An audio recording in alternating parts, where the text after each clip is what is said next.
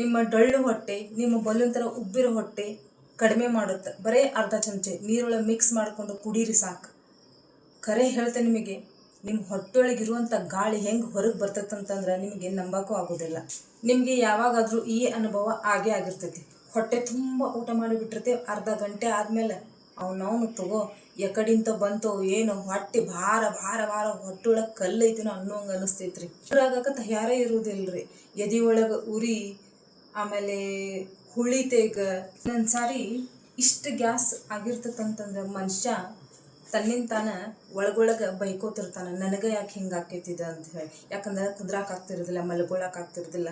ಒಬ್ಬೊಬ್ರಿಗೆ ಇದಂತೂ ದಿನನಿತ್ಯದ ಒಂದು ಕಾಯಕ ಆಗ್ಬಿಟ್ಟಿರ್ತೈತಿ, ದಿನನಿತ್ಯದ ರೂಟೀನ್ ಆಗ್ಬಿಟ್ಟಿರ್ತೈತಿ. ಒಬ್ಬೊಬ್ಬರಿಗೆ ಊಟ ಮಾಡೋದು ತಡ ಹೊಟ್ಟೆ ಒಳಗೆ ಗುಡು ಗುಡು ಗುಡು ಸ್ಟಾರ್ಟ್ ಆಗ್ಬಿಡುತ್ತೆ. ಅವಾಗ ನಾವೇನು ಮಾಡ್ತೀವಿ, ನಮ್ಮ ಹಳೆ ರಸ್ತೆನ ಹಿಡಿತೇವೆ ರೀ. ಮೆಡಿಕಲ್ಗೆ ಹೋಗಿ ಗುಳಿಗೆ ತೊಗೊಂಡು ಬಡ ಬಡ ಬಂದು ನುಂಗ್ ಬಿಡ್ತೇವೆ. ಅವಾಗ ಏನಾಗ್ತೈತಿ, ಆ ಒಂದು ತಕ್ಕ ಮಟ್ಟಿಗೆ ಅದು ಕಡಿಮೆ ಆಗ್ಬಿಡ್ತೈತಿ. ಅವಾಗ ನಮಗೆ ಅನಿಸ್ತೈತಿ, ಓ ನಮ್ಮ ಸಮಸ್ಯೆ ದೂರ ಆಯ್ತಪ್ಪ ಅಂತ. ಬಟ್ ನಿಜ ಹೇಳ್ಬೇಕಂದ್ರೆ ಆ ಗುಳಿಗೆ ನಿಮ್ಮ ಹೊಟ್ಟೆಯೊಳಗೆ ಇರುವಂಥ ಆ್ಯಸಿಡಿನ ಹತ್ತಿಕ್ಕಿಟ್ಟಿರ್ತೈತಿ. ಹಂಗೆ ಆ್ಯಸಿಡಿನ ಹತ್ತಿಕ್ಕಿಟ್ಟಾಗ ನಿಮ್ಮ ಒಂದು ಊಟ ಮಾಡಿರ್ತಾರಲ್ಲ ಅದು ಜೀರ್ಣ ಆಗೋದಿಲ್ಲ. ಅದ್ರ ಬದಲಾಗಿ ಅದು ಹೊಟ್ಟೆ ಒಳಗಡೆನೆ ಕೊಳೆಯಾಕ ಶುರು ಮಾಡ್ತೈತಿ. ಇದೇ ಊಟ ಮುಂದೆ ಹೋಗಿ ಗ್ಯಾಸ್, ಆ್ಯಸಿಡಿಟಿ, ಕಬ್ಸ್, ಕಾನ್ಸ್ಟಿಪೇಷನ್ ಅಂತ ಹೇಳ್ತಾರೆ. ಅಂತಂದರೆ ಹೊಟ್ಟೆ ಸ್ವಚ್ಛನೇ ಆಗೋದಿಲ್ಲ ಯಾವಾಗಿದ್ರೂ. ಇವೆಲ್ಲ ಸೇರಿ ಏನಾಗುತ್ತಪ್ಪ ಅಂದ್ರೆ ದೊಡ್ಡ ರೋಗ ಆಗಿ ಬದಲಾವಣೆ ಆಗುತ್ತೆ ರೀ ನಮ್ಮ ಜೀವನದೊಳಗೆ. ಹಾಗಾದ್ರೆ ಇದರ ಒಂದು ಸೊಲ್ಯೂಷನ್ ಏನು? ನಿಮ್ಮ ನ್ಯಾಚುರಲ್ ಆಗಿರುವಂಥ ಜೀರ್ಣಕ್ರಿಯೆನೇ ಶಕ್ತಿಶಾಲಿಯಾಗಿ ಮಾಡೋದಾ ಅಥವಾ ಗುಳಿಗೆ ತೊಗೊಂಡೋದನ್ನು ಹತ್ತಿಕ್ಕೋದಾ? ಸೊ ಬರ್ರಿ ಇವತ್ತು ನಾನು ನಿಮಗೆ ನ್ಯಾಚುರಲ್ ಆಗಿರುವಂಥ ಆಯುರ್ವೇದಿಕದೊಳಗೆ ಮೊದಲನೇ ಸ್ಥಾನ ಪಡೆದಿರುವಂಥ ಈ ಚೂರ್ಣದ ಬಗ್ಗೆ, ಈ ಒಂದು ಹೋಮ್ ರೆಮಿಡಿ ಬಗ್ಗೆ ಹೇಳ್ಕೊಡ. ಸ್ವಲ್ಪ ವಸ್ತುಗಳ ಮಿಶ್ರಣ ಅದ ರೀ. ಆ ಮಿಶ್ರಣವನ್ನು ಚಟ್ನಿ ಥರ ಮಾಡಿ ನೀರು ಜೊತೆ ರಾತ್ರಿ ಮಲ್ಕೊಳ್ಳುವಾಗ ನೀವು ಕುಡಿದು ಮಲ್ಕೊಂಡ್ಬಿಟ್ರಪ್ಪ ಅಂತಂದ್ರೆ ನಿಮ್ಮ ಡೈಜೆಷನ್ ಇಷ್ಟು ಬೆಸ್ಟ್ ಆಗ್ತೈತ್ರಿ. ನೀವೇನಾದರೂ ತಿಂದರೂ ಸಹಿತ ನಿಮಗೆ ಗೊತ್ತೇ ಆಗೋದಿಲ್ಲ. ಬರೀ 2 ತಾಸು ಒಳಗೆ ನೀವು ತಿಂದಿರೋಂಥ ಆಹಾರ ಇಷ್ಟು ಜಲ್ದಿನ ಜೀರ್ಣ ಆಗುತ್ತೆ. ನಿಮಗೆ ಕಾನ್ಸ್ಟಿಪೇಷನ್ ಪ್ರಾಬ್ಲಮ್ ಇತ್ತು ಅನ್ನೋದೇ ಮರೆತು ಹೋಗ್ಬಿಡ್ತೀರಿ ನೀವು. ಅಷ್ಟು ಜಲ್ದಿನ ನಿಮ್ಮ ಹೊಟ್ಟೆ ಸ್ವಚ್ಛ ಆಗುತ್ತೆ, ಜೊತೆಗೆ ನಿಮ್ಮ ಮೂಡ್ ಫ್ರೆಶ್ ಆಕೈತಿ. ಆಮೇಲೆ ಈ ಹುಣಸಿನ ಸಮಸ್ಯೆ ಇರ್ತೈತೆ ರೀ, ಅದನ್ನ ಯಾರಿಗೆ ಹೇಳ್ಕೊಳಕ್ಕೆ ಆಗೋದಿಲ್ಲ. ಸೊ ಅದು ನ್ಯಾಚುರಲ್, ಬಟ್ ಎಲ್ಲರಿಗೆ ಅದು ಇನ್ಸರ್ಟ್ ಅನ್ನಿಸ್ತೈತಿ. ಹೊರಗಡೆ ಎಲ್ಲರೂ ಹೋದಾಗ ಆ ಥರ ಆಗ್ಬಿಡುತ್ತಂತಂದ್ರೆ ಆ ಒಂದು ಸಮಸ್ಯೆ ಇತ್ತು ಅನ್ನೋದು ಸಹಿತ ನೀವು ನಿಮ್ಮ ಜೀವನದೊಳಗೆ ಮರೆತು ಹೋಗ್ತೀರಿ. ಅಷ್ಟೊಂದು ಒಳ್ಳೆಯ ಒಂದು ಹೋಮ್ ರೆಮಿಡಿ ರೀ ಇದು. ಹೊಟ್ಟೆ ಮುರಿತಿತ್ತ, ಹೊಟ್ಟೆ ಕಡಿಯೋದು, ಹೊಟ್ಟೆ ಮುರಿಯೋದು, ಹೊಟ್ಟೆ ನೋವು ಆಗೋದು ಅಂತೆಲ್ಲ ಹೇಳ್ತಾರೆ ನೋಡ್ರಿ. ಆ ಸಮಸ್ಯೆ ಒಂದೇಳೆ ಏನಾದರೂ ನಿಮ್ಗೆ ಭಾಳ ಕಾಡಾಕತ್ತಿತ್ತಂದ್ರೆ ಆ ಸಮಸ್ಯೆಯಿಂದ ಜಲ್ದಿನ ಹೊರಗೆ ಬರ್ತೀರಿ ನೀವು. ಇಷ್ಟು ಜಲ್ದಿನ ಅಂತಂತಂದ್ರೆ ನೀರು ಕುಡಿದಷ್ಟು ಸುಲಭ ಅಂತ ಹೇಳ್ತಾರಲ್ಲ, ಅಷ್ಟು ಸುಲಭವಾಗಿ ಆ ಒಂದು ಸಮಸ್ಯೆಯಿಂದ ನೀವು ಹೊರಗೆ ಬರ್ತೀರಿ. ಸೊ ನಿಮ್ಮ ಜೀವನದಲ್ಲಿ ಅದು ಇತ್ತು, ನಾ ಅದನ್ನು ಅನುಭವಿಸಿದೆ ಅನ್ನೋದನ್ನು ಮರೆತು ಹೋಗ್ತೀರಿ. ಅದೇ ಮಾತ್ರಿ, ಮನುಷ್ಯನಿಗೆ ದೇಹದೊಳಗೆ ಸಮಸ್ಯೆ ಎಲ್ಲಿಂದ ಚಾಲು ಆಕೈತಂದ್ರೆ ಹೊಟ್ಟೆಯಿಂದ. ನಮ್ಮ ಹೊಟ್ಟೆ ಸ್ವಚ್ಛಾಗಿ ಕ್ಲೀನಾಗಿ ಆಯ್ತಪ್ಪ ಅಂತಂತಂದ್ರೆ ನಮ್ಮ ಒಂದು ಮನಸ್ಸು ಫ್ರೆಶ್ ಇರ್ತೈತ್ರಿ. ಇಡೀ ದಿನ ಖುಷಿಯಿಂದ ತೇಲಾಡ್ತಿರ್ತೇವೆ. ಖರೆ ಅಲ್ರಿ? ಉಬ್ಬಿದ ಹೊಟ್ಟೆ, ಡೊಳ್ಳು ಹೊಟ್ಟೆ, ಯಾವುದೇ ಎಕ್ಸಸೈಸ್ ಇರಲಾರ್ದೇನೆ, ಯಾವುದೇ ಊಟ ಬಿಡದೇನೆ ಒಳಗೆ ಹೊಕ್ಕೈತ್ರಿ. ತೆಳ್ಳಗಾಗಿ ಬೆಳಕುವ ಬಳ್ಳಿ ಥರ ಕಾಣಿಸ್ತೀವಿ. ಆವಾಗ ನಿಮ್ಮ ಹಳೆ ಬಟ್ಟೆ ಎಲ್ಲ ಹಾಕೊಳಕ್ಕೆ ಚಾಲೂ ಮಾಡ್ತಿರಲ್ಲ, ನಿಮಗೆ ಇಷ್ಟು ಖುಷಿ ಆಗ್ತೈತೆ ಖರೇನೆ. ಸೊ ಆ ಒಂದು ಫೀಡ್ಬ್ಯಾಕ್ ಕೊಡೋದನ್ನು ಮಾತ್ರ ಮರೀಲಿಕ್ಕೆ ಹೋಗಬಾರ್ದು. ನಿಮ್ಮ ಫೀಡ್ಬ್ಯಾಕ್ಗೋಸ್ಕರ ನಾನು ಕಾಯ್ತಾ ಇರ್ತೀನಿ. ಈ ಹೊಟ್ಟೆ ಉಬ್ಬಿರ್ತೈತಲ್ಲ, ಅದು ನಮ್ದು ಒಂದು ಫ್ಯಾಟ್ನೆಸ್ ಅಲ್ರಿ. ಅದು ಹೊಟ್ಟೆ ಒಳಗೆ ಗ್ಯಾಸ್ ಆಗಿ ಆಗಿ ಆ ಥರ ನಮ್ಮ ಹೊಟ್ಟೆ ಮುಂದೆ ಬಂದಿರ್ತೈತಿ, ಬಲೂನ್ ಥರ ಉಬ್ಬಿರ್ತೈತಿ. ನಾವೆಲ್ಲ ಏನು ಅನ್ಕೋತೀವಿ, ನಾವು ದಪ್ಪ ಆಗಿವಿ, ನಮ್ಮ ಹೊಟ್ಟೆ ಒಳಗೆ ಫ್ಯಾಟ್ ಬಂದಿತ್ತು ಅಂದ್ರೆ ನಮ್ಮ ಹೊಟ್ಟೆ ಫ್ಯಾಟ್ ಆಗೈತಿ ಅಂತ ನಾವು ಅನ್ಕೋತೀವಿ. ಬಟ್ ಅದ್ರ ರಿಯಲ್ ಫ್ಯಾಕ್ಟ್ ಇದೆ ನೋಡ್ರಿ, ಇಷ್ಟೊತ್ತ ನಾನು ಹೇಳಿರೋದು. ಬಟ್ ನಾನು ಹೇಳಿರುವಂಥ ಈ ಒಂದು ಮನೆ ಮದ್ದು 50% ಜನಕ್ಕೆ ಡೊಳ್ಳು ಹೊಟ್ಟೆ ಆಟೋಮೆಟಿಕ್ಕಾಗಿ ಒಳಗೆ ಹೋಗುತ್ತೆ. ಹೆಂಗಪ್ಪ ಅಂತಂದ್ರೆ ಈ ಮಾವಿನ ಹಣ್ಣು ತಿಂದಾಗ ಎಲ್ಲ ಅದು ಅಡ್ಕೊಂಡ್ಬಿಟ್ಟಿರ್ತದೆ ನೋಡ್ರಿ. ಅದಕ್ಕೆ ಒಳಗಿಂದಕ್ಕೆ ಬೀಜಕ್ಕೆ ಏನಂತೀರಿ ನಮ್ಮ ಸೈಡೆಲ್ಲ, ಈ ಉತ್ತರ ಕರ್ನಾಟಕ ಸೈಡ್ ಗೊಪ್ಪ ಅಂತಾರೆ, ಆಮೇಲೆ ವಾಟಿ ಅಂತ ಹೇಳ್ತಾರೆ. ಸೊ ನಿಮ್ಮ ಸೈಡ್ ಏನಂತೀರಿ ಒಂದು ಚಿಕ್ಕದಾಗಿ ಮೆಸೇಜ್ ಮಾಡಿದ್ರೆ ನನಗೂ ಖುಷಿ ಆಗುತ್ತೆ. ಆಮೇಲೆ ಯಾವ ರಾಜ್ಯದಿಂದ ಯಾವ ಊರಿಂದ ನೋಡಾಕತ್ತೀರಿ ಅಂತ ಚಿಕ್ಕದಾಗಿ ಮೆಸೇಜ್ ಮಾಡಿದ್ರಂದ್ರೆ ನನ್ನ ವಿಡಿಯೋ ಎಲ್ಲಿವರೆಗೆ ತಲುಪಾಕತ್ತಾವ ಅಂಥೇಳಿ ನನಗೂ ಒಂದು ಖುಷಿ ಆಗ್ತೈತಿ. ಸೊ ನಡೀರಿ ಇದನ್ನು ಮಾಡುವಂಥ ಮೆಥಡ್ ಹೆಂಗೆ, ಆಮೇಲೆ ತೊಗೊಳ್ಳುವಂಥ ಮೆಥಡ್ ಫಟಾಫಟ್ ಅಂತ ಹೇಳ್ಬಿಡ್ತೀನಿ, ಲೇಟ್ ಮಾಡ್ದಂಗೆ. ಸೊ ನಡೀರಿ, ಇದಕ್ಕೆ ಏನೇನು ಬೇಕಂತೇಳಿ ಫಟಾಫಟ್ ಅಂತ ಹೇಳ್ಬಿಡ್ತೇನೆ. ಆಮೇಲೆ ಜೊತೆಗೆ ಯಾವ ರೀತಿ ಮಾಡ್ಬೇಕು, ಆಮೇಲೆ ಯಾವಾಗ ತೊಗೊಳ್ಬೇಕಂತ ಹೇಳ್ಕೊಟ್ಬಿಡ್ತೇನೆ.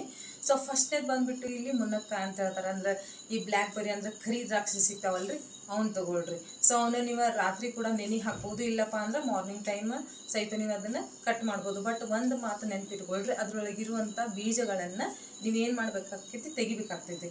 ಕರಿ ದ್ರಾಕ್ಷಿ ತಗೋರಿ, ಅದರೊಳಗೆ ಈ ಫೈಬರ್ ಆಮೇಲೆ ಪೊಟ್ಯಾಸಿಯಮ್ ಅನ್ನೋ ಒಂದು ಪದಾರ್ಥಗಳು ಇರೋದ್ರಿಂದ ನಿಮ್ಮ ಒಂದು ಕಾನ್ಸ್ಟಿಪೇಷನ್ ಒಂದು ಪ್ರಾಬ್ಲಮ್ ಇತ್ತಲ್ಲ ಅದನ್ನು ಭಾಳ ಜಲ್ದಿನ ದೂರ ಮಾಡುತ್ತೆ. ಕಬ್ಸ್ ಅಂತ ಹೇಳ್ತಾರೆ, ಅಂದರೆ ಈ ಟಾಯ್ಲೆಟ್ ಕುಂತಾಗ ಬರ್ತಿರೋದೇ ಇಲ್ಲ, ನಿಮ್ಮ ಹೊಟ್ಟೆ ಸ್ವಚ್ಛ ಆಗೋದಿಲ್ಲ, ನಿಮ್ಮ ಮಲ ಏನಿರ್ತದೆ ಟಾಯ್ಲೆಟನ್ನು ಅದನ್ನು ಮೆತ್ತಗೆ ಮಾಡಿ ಜಲ್ದಿನ ಹೊರ ಹಾಕುವಂಥ ಕೆಲಸ ಮಾಡುತ್ತೆ ಈ ಒಂದು ದ್ರಾಕ್ಷಿ. ಎರಡನೇ ಇಂಗ್ರೀಡಿಯೆಂಟ್ಸ್ ಬಂದುಬಿಟ್ಟು ಶುಂಠಿ ರೀ, ಹಸಿ ಶುಂಠಿ.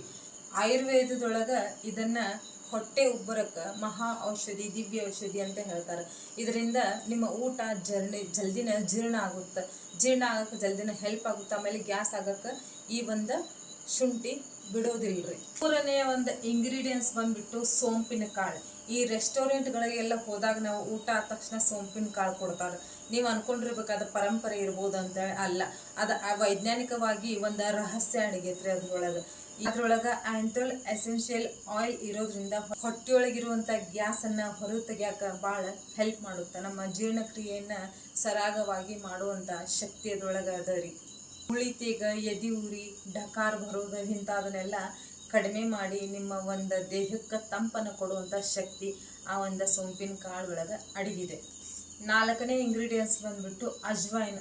ಅಜ್ವೈನ್ದ ಶಕ್ತಿ ಬಗ್ಗೆ ಭಾಳ ಜನ ಕಡಿಮೆ ಅಂತ ತಿಳ್ಕೊಂಡ್ಬಿಟ್ಟ. ಹೊಟ್ಟೆಯ 100 ರೋಗಗಳನ್ನು ಕಡಿಮೆ ಮಾಡುವಂಥ ಶಕ್ತಿ ಇದು ಒಂದರಲ್ಲೇ ಅಡಗಿದೆ ಅಂದ್ರೆ ತಪ್ಪಾಗೋದಿಲ್ರಿ. ಇದ್ರ ಒಳಗೆ ಥೈಮೋಲ್ ಅನ್ನೋ ಆಯಿಲ್ ಇರೋದ್ರಿಂದ ಹೊಟ್ಟೆ ಒಳಗೆ ಗ್ಯಾಸ್ಟ್ರಿಕ್ ಜ್ಯೂಸನ್ನು ಸಮತೋಲನವಾಗಿ ಇಡ್ತಪ್ಪ ಅಂತಂದ್ರೆ ನಿಮ್ಮ ಊಟ, ನಿಮ್ಮ ಒಂದು ತಿಂದಿರುವಂಥ ಆಹಾರ ಡೈಜೆಸ್ಟ್ ಅಂದ್ರೆ ಕರೆಕ್ಟಾಗಿ ಒಂದು ಡೈಜೆಸ್ಟ್ ಆಗಕ್ಕೆ, ಜೀರ್ಣ ಆಗಕ್ಕೆ ಭಾಳ ಹೆಲ್ಪ್ ಮಾಡೋದ್ರಿ. ಈ ಒಳಗೆ ಒಂದು ವೇಳೆ ಗ್ಯಾಸ್ಟ್ರಿಕ್ ಜ್ಯೂಸ್ ಕಡಿಮೆ ಆಯ್ತಪ್ಪ ಅಂತಂದ್ರೆ ನಮ್ಮ ಊಟ, ಉಂಡಿರುವಂಥ ಆಹಾರ ಕೊಳ್ಯಾಕ ಚಾಲು ಆಗುತ್ತೆ. ಅವಾಗ ಏನಾಕೈತಿ, ಗ್ಯಾಸ್, ಕಾನ್ಸ್ಟಿಪೇಷನ್ ಪ್ರಾಬ್ಲಮ್, ಆ ಸಮಸ್ಯೆ ಈ ಸಮಸ್ಯೆ ಎಲ್ಲ ಎದುರು ಬರೋಕೆ ಸ್ಟಾರ್ಟ್ ಆಗ್ತಾವ್ರಿ.